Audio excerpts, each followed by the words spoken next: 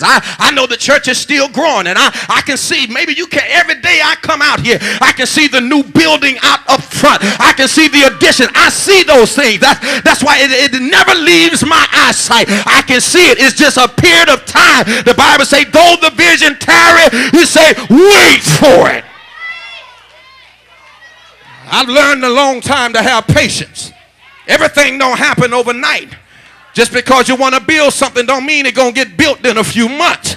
You got to have patience. Even the vision is tarrying. But even after the vision is tarrying, the Bible says, wait on it, because why? It shall surely.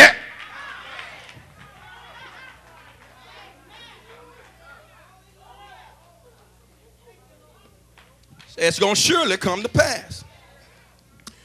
So I have an expectancy. I can see certain things. Jesus said that I'm going to appoint you a kingdom. My Father did it to me, that you may eat and drink at my table in my kingdom, and then sit on thrones judging the 12 tribes of Israel. And the Lord said, Simon, Simon, look here. Satan have desired to have you, that he may sift you as wheat.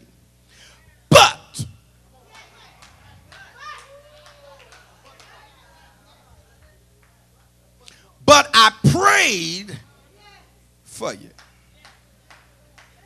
that your faith fail not. And when you are converted, strengthen your brother. I told you at one time I struggled with the verse because I had a little problem that if God had prayed for him, how is it that he still failed? Because the scripture says that when you are converted, strengthen your brother. How is it that he can pray for your faith to not fail, and then you still, when you're converted, you have the power or the authority to strengthen?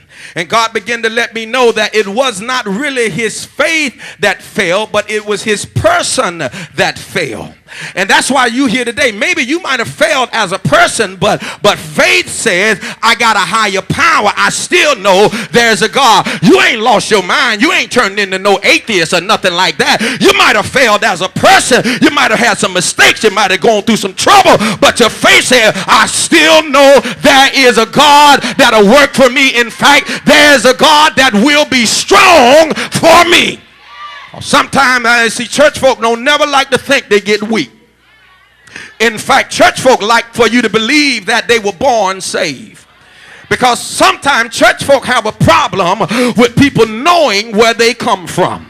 I don't hear nobody saying nothing to me here. Sometimes we feel that we're accepted better if folk don't know where we come from. If folk don't know what we've been through, because everybody want to be like. But it comes a point in time where you just got to flat out forget about who like you, whatever. Baby, because you've been through what you've been through is why you're who you are now. And it's the experiences that you've been through that made you the woman and the man you are now. If it had not been for the trouble in your life, you won't even know that he's a Jehovah Jireh.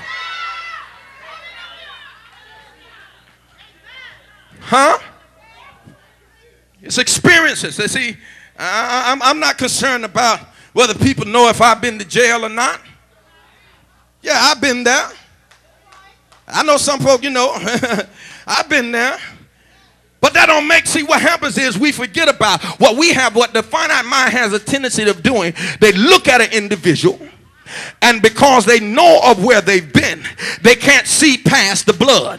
But see, that was on the other side of the blood. Now on this side of the blood, I ain't been in jail. But see, when I had hot tempers and I thought I was full of myself, yes, I ended up, the man turned on the blue and the red lights, came and got me, put me in the back seat, and I look how some of y'all looking at me. I didn't know my pastor had been through that. I don't know if I can look at him to say, the devil is a lie. Because if I would go back into your history, baby, I guarantee you don't want me to put it up on the screen. Don't sit and act like you good at two-shoe here.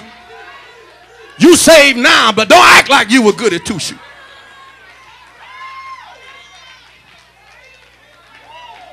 Sitting there looking at me. Ain't nothing but a hypocrite. I said it. I'll say it again. You ain't nothing but a hypocrite. Church folk have the tendency to look down on people.